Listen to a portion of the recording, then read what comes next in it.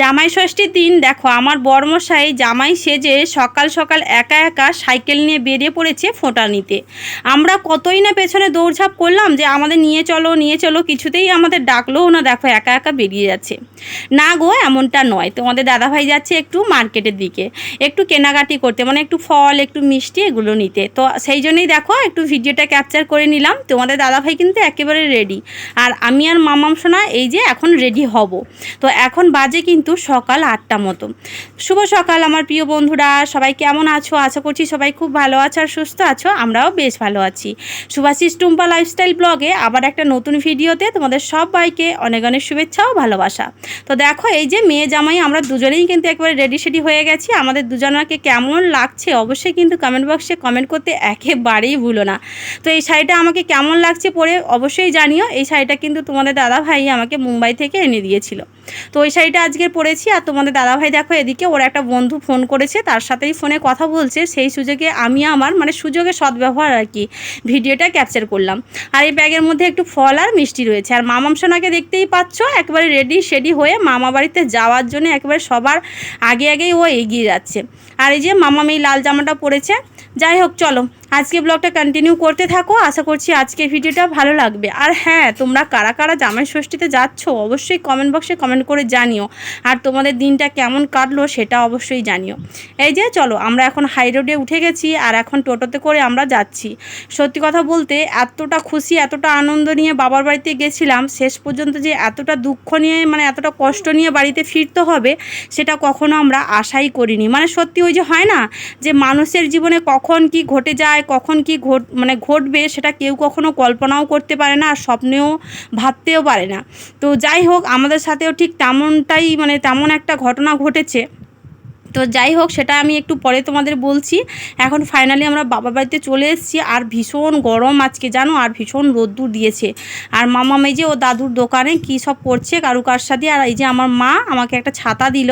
তো আমরা যাব একটু মার্কেটিংয়ে, বাবার বাড়ি থেকে যে তোমাদের দাদাভাইকে জামা কাপড় দেবে সেগুলোই কেনাকাটা করতে যাব। আর বাবা এদিকে দেখো রোদ্দুরে দাঁড়িয়ে দাঁড়িয়ে কেমন টোটো গাড়ির কাজ করছে আর কি। সত্যি বাবা তো বাবাই হয় আর মা তো মাই হয়। মা বাবার জায়গায় কিন্তু কখনো কাউকে বসানো যায় না। আর হ্যাঁ, মা বাবার পরে আর একজন রয়েছে, সে হচ্ছে আমার হাজব্যান্ড। প্রত্যেকটা মেয়ের জীবনে এরকম মা বাবা থাকে, আর থাকে একটা করে হাজব্যান্ড। তো তাদের জন্য কিন্তু আমরা এই দুনিয়াতে বেঁচে থাকি। আর আমরা আমাদের মতো করে স্বামীর সাথে ভালোভাবে জীবনও কাটাতে পারি। তো যাই হোক, তোমাদের দাদাভাই আর আমি গেছিলাম একটু মার্কেটে। আমরা কেনাকাটা করেছি, কি কিনেছি না কিনেছি সবটাই দেখাবো। তার আগে দেখো এদিকে মা কিন্তু রান্নাবান্না একেবারে বসিয়ে দিয়েছি। এখন বাজে কিন্তু সকাল 10টা মতো। জামাই ষষ্ঠী বলে কথা, তো বাবা বাড়িতে আজকে অনেক পদ রান্না হচ্ছে। আলু ভাজা, বেগুন ভাজা, পটল ভাজা, তারপরে রয়েছে খাসির মাংস, সাথে রয়েছে মুরগির মাংস, আর সাথে হচ্ছে তোমার চাটনি, আর সাথে তো দই মিষ্টি আম এগুলো রয়েইছে। তো যাই হোক, এদিকে দেখো মা কিন্তু এখন আগে চাটনিটাই করে নিচ্ছে, কারণ উনানটা এত ধরেছে। প্রথমে উনান ধরেন না ভীষণ পরিমাণে জ্বলতে থাকে, ওই জন্য মা আগে চাটনিটা বসিয়ে দিয়েছিল।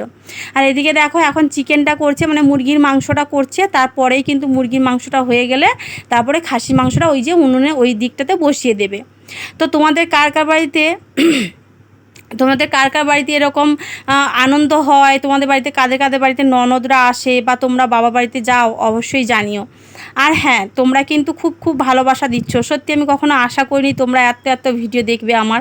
তোমরা সবাই কিন্তু ভিডিও দেখছো, আরও বেশি করে ভিডিওগুলো দেখো, লাইক কমেন্ট শেয়ার করো, তাহলে কিন্তু খুব ভালো লাগবে। আসলে কি বলো তো, আমি কয়েকদিন ধরে ভীষণই ঢিলেমি করেছিলাম। কারণ কি বলো তো, এই যে সংসারের কাজবাজগুলো না আমাকে একা হাতেই করতে হয়, ওই জন্য ভীষণই কষ্ট হয় ভিডিও দিতে। তোমাদের এত ভালোবাসা দেখে আমি আর থাকতে পারলাম না।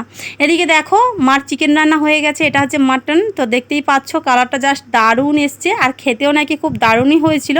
তবে মাটন আমি খাই না, আমার মামাম সোনাও খায় না, আমার মাও খায় না। খেয়েছে শুধু শ্বশুর জামাই দুজনে মিলে 1 কেজি মাটন এনেছিল।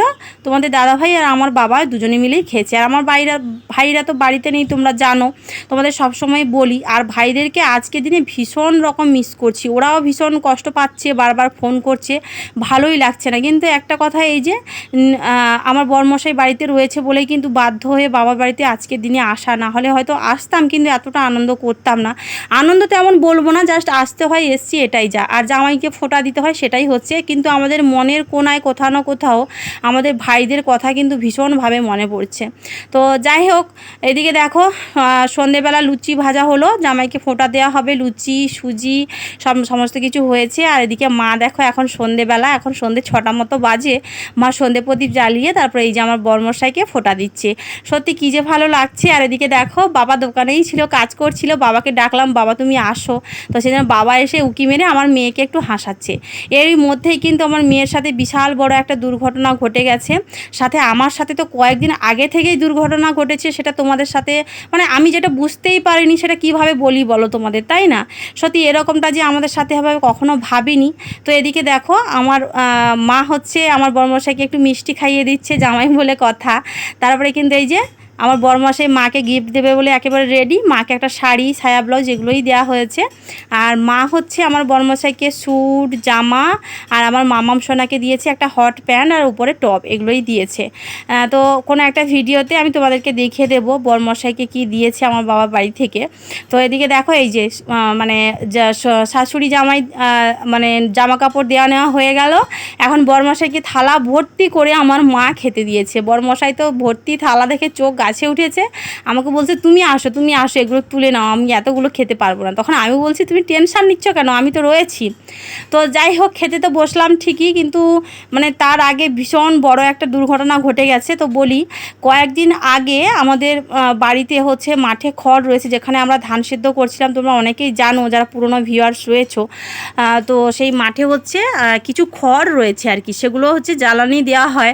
তো সেই খড়গুলোকে আমি মানে সেই বিচুলিগুলোকে না আমি একটু সেই আঁটিগুলোকে খুলে খুলে একটু রোদ্দুরে মিলে দিয়েছিলাম, যাতে শুকিয়ে গেলে, মানে বৃষ্টি হচ্ছিল কয়েকদিন আগে ভিজে গেছে, তো সেগুলোকে আমি রোদ্দুরে দিয়েছিলাম জ্বালানি দেবো বলে। তো তার মধ্যেই যে মানে এত বড় একটা জিনিস ছিল, মানে সাপ ছিল, আমি কখনোই ভাবিনি। তো সাপ আমাকে কখন কামড় দিয়েছে সেটাও জানি না আমি।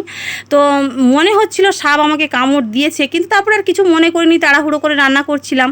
তো বিকেলবেলা যখন খড়টা মানে তুলতে যাই, তখন দেখলাম যে আমাদের রাজারানী রয়েছে, তোমরা জানো, ওরা কিন্তু সাপটাকে কখন দেখেছে, দেখে পুরো কুটি কুটি করে দিয়েছে। তো ওই সাপের ছবিটা আমার ফোনে রয়েছে। তোমাদের দাদাভাই বিকেলবেলা কাজ থেকে বাড়ি আসার পরে আমি না খড়টা তুলতে গেছিলাম, তো গিয়ে যখন দেখলাম সেই সাপটা মরে পড়ে রয়েছে। তোমাদের দাদাভাইকে ছবি তুলে নিয়ে এসে দেখালাম যে সাপ, এটা কী সাপ বলো তো? তখন তোমাদের দাদাভাই প্রথমে চিনতে না বলে বলছে চন্দ্রবড়া, তারপরে বলছে না শুধু বড়া সাপ। তো ওই বড়া সাপেই আমাকে কামড় দিয়েছিল। প্রায় 2 থেকে 3 দিন পরে বাবার বাড়িতে গেলাম জামাই ষষ্ঠীতে, আর জামাই ষষ্ঠীতে গিয়ে এই যে হাতের বিষ তুলতে গিয়ে আমার মামাম সোনার এই দুর্ঘটনাটা ঘটে গেল। এই যে আমরা এখন বাড়ি চলে এসেছি, বাবা বাড়ি থেকে এসেছি 10টার সময়, এখন মামাম ঘুমিয়ে গেছে। আর মামামে দেখতেই পাচ্ছ পায়ের হালতটা কি হয়েছে, মানে সাইকেলের স্পোকের ভেতরে ওর পাটা ঢুকে গেছে। মানে ওর পাপার সাইকেলে ও বসেছিল আর আমি একটা সাইকেল নিয়ে গেছিলাম, মানে আমরা দুজনেই গেছিলাম মামামকে নিয়ে সাপের বিষ ওঠাতে, মানে আমাকে যে সাপে কামড় দিয়েছে। আর মামাম যেহেতু আমার মানে বেস্ট ফিডিং করে, তো মামামের গায়েও কিন্তু বিষ ছিল। তো দুজনের গায়ে বিষ তুলেছে। একটা জেঠিমার বাড়িতে গেছিলাম, তারপরে কিন্তু ওখানে যাওয়ার পথেই কিন্তু এই দুর্ঘটনাটা ঘটেছে। মামামের পা হচ্ছে সাইকেলের স্পোকে ঢুকে গেছে, গিয়ে দেখো কেমন চামড়াটা আমরা ছুলে গেছে। এতটা ভয় করছিল, আর মামাম তো রীতিমতো পুরো অজ্ঞান হয়ে যাওয়ার মতো অবস্থায় ছিল। বাচ্চা মেয়ে তো ভীষণ ভয় পেয়েছিল, ভীষণ কান্নাকাটি করছিল। তো এইরকমভাবে আজকে দিনটা কেটেছে। আর পাটা তো ভীষণ রকম ফুলে গেছে, তোমরা দেখতেই পাচ্ছ। মানে জামাই ষষ্ঠীতে একেবারে মনটা খারাপই ছিল, আর তার মধ্যেই হচ্ছে মানে ভাইরা বাড়িতে ছিল না বলে মনটা ভীষণ খারাপ ছিল। তার উপর হচ্ছে এই দুর্ঘটনাটা ঘটে গেল। কখনো আমাদের সাথে এরকম ঘটনা ঘটেনি, তবে ফার্স্ট টাইম ঘটলো, তো ভীষণ শক পেয়েছি জানো। তো যাই হোক, মাম্মাম এখন শুয়ে রয়েছে, ওকে ডক্টর দেখানো হয়েছে, মলম দিয়েছে, ওষুধ দিয়েছে, সবটাই ওকে দিয়েছি, ওষুধও খাইয়ে দিয়েছি। আশা করছি সকালের মধ্যে ও একটু হালকা হলেও সুস্থ হবে।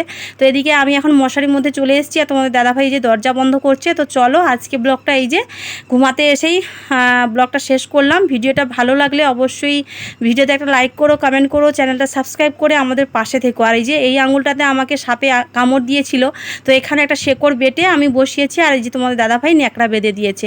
তো চলো আজকের মতো এখানে শেষ করছি, টাটা।